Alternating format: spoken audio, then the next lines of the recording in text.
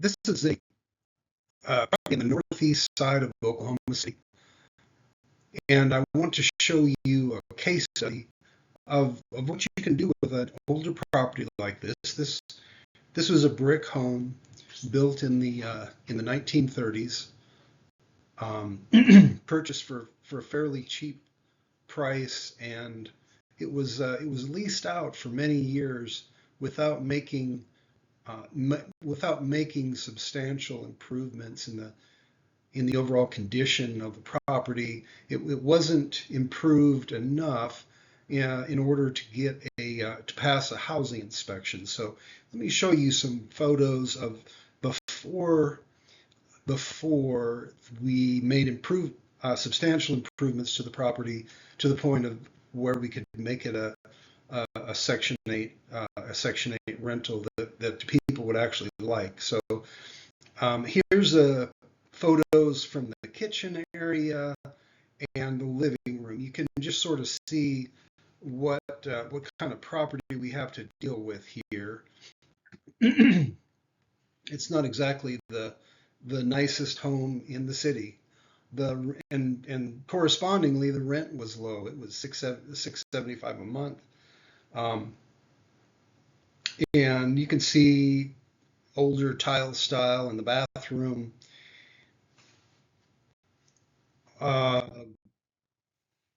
Here's what the living room area looked like.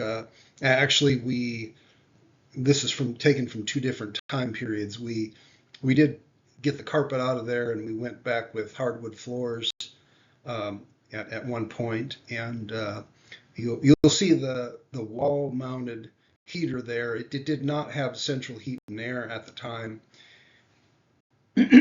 which made it difficult for the tenant to be comfortable in that home.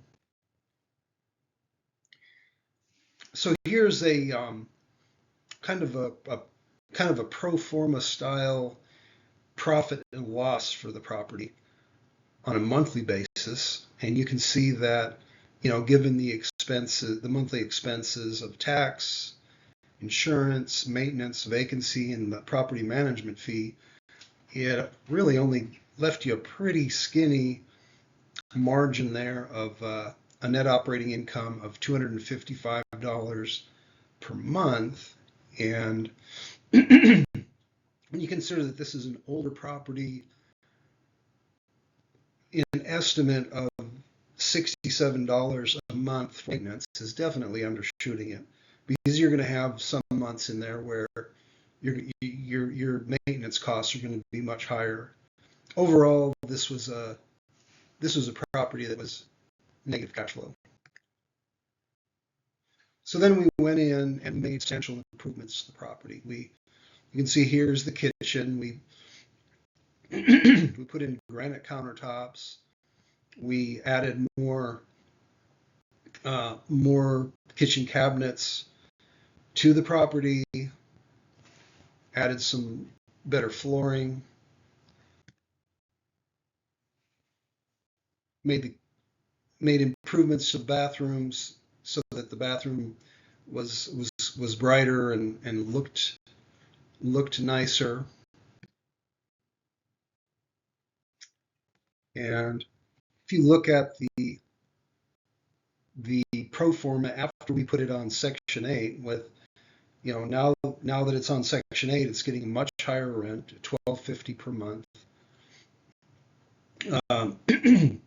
And the net operating income ended up being $658 per month, and so that's $403 more per month than it was previously. That net operating income is what you use to pay the note. If you have a loan on the property, assuming that you're not buying it with 100% cash, assuming that you are putting some financing on the property, at the before net operating income, $255 a month. I mean, that's really not going to afford very much of a mortgage.